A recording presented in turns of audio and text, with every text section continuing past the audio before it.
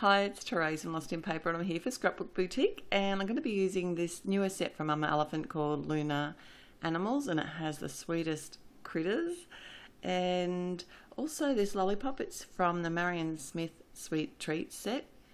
Now I have a bit of a dilemma because I want the lollipop to be look like the mouse is holding on to it, so I need the hand image to be in the front, but I didn't want it to be sitting behind his ear. And the trouble is, if I did the mouse image first to have the hand in front, then the lollipop would be in the wrong spot. So this is how I got around it. Just kind of the easiest way I could think to do it was to use my MISTI, and that way I can leave my stamps in place and do some multi-masking and some multi-stamping. So when you're masking, you need to stamp the images that are going to be in the front first. So I want the top of the lollipop to be in front of the mouse's ear, and the little birthday hat to be on top of the mouse's head. So I've cut a couple of masks out of the Inkadinkadoo stamping mask paper. So I've selectively stamped the top of the lollipop only, and by not stamping the stick, I'm going to hopefully be able to make it look like the mouse is holding onto it. So I'm going to leave my other images in place on the MISTI, and I thought it was just a little bit easier to stamp the little mouse just using a block, and that way I can stamp over my masked images. And I've also stamped it on a piece of Inkadinkadoo stamping mask paper and cut out his left hand, which is the one that I want to be looking like it's holding onto the lollipop. So I'm removing my mask now for the top of the lollipop, and also my stamp for the birthday hat, because I don't need to stamp that again. And I am going to selectively stamp this again, just the stick of the lollipop. I don't really want to make the top of it too dark, and by doing a second stamp it will do that. So now I can take away the mask for the hand of the mouse and also for the birthday hat.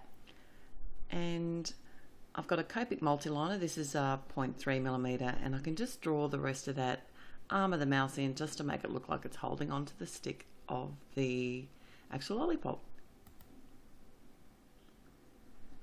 So now onto some simple colouring, and I'm using my Prismacolor pencils and just chosen some nice bright colours. I thought this could make a good masculine design. I always need masculine cards for my stash. I know it's a little bit cutesy, but that's okay. They can tolerate a little bit of cutesy, I'm sure.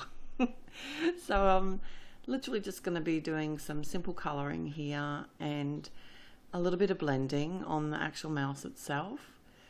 I didn't want to add too many colours, and I haven't actually blended out the colours on the lollipop. I didn't think that it needed to, and I've used the warm browns on my mouse. I find that on critters I like the warm browns. What am I talking about? Warm greys. I'm using warm greys in my Prisma pencils on the mouse. I really like how they kind of make them look alive. And just blending that out with my Gamsol, adding a nice bright colour. It's an orange, all the oranges and a little bit of red as well to the birthday hat. So when I actually ground my images, I find it easier just to kind of eyeball the bottom of the card and just create a straight line so that it's in keeping with the bottom line of the card, and then I can just blend that out.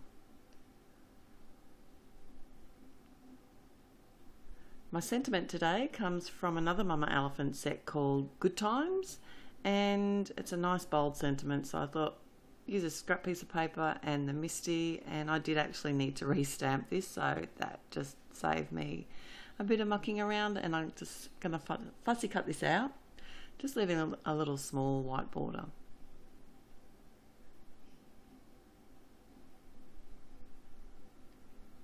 And then I'm just going to finish assembling my card. I've got some scrapbook adhesives, foam squares, and I can just attach my sentiment, keeping all my elements down near the bottom and creating a really clean and simple design here.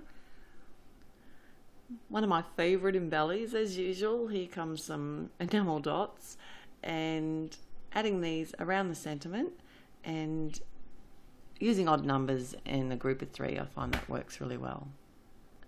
And as a final touch, I've got some glossy accents, and I'm adding this to the actual, just to the top of the lollipop, just to give it that little bit of shine. And that's my finished card for today. Thanks for joining me. I've had a blast. This glossy accents, when it's dry, it will be clear, so there'll be some still shots at the end. Till next time, happy paper crafting. Bye.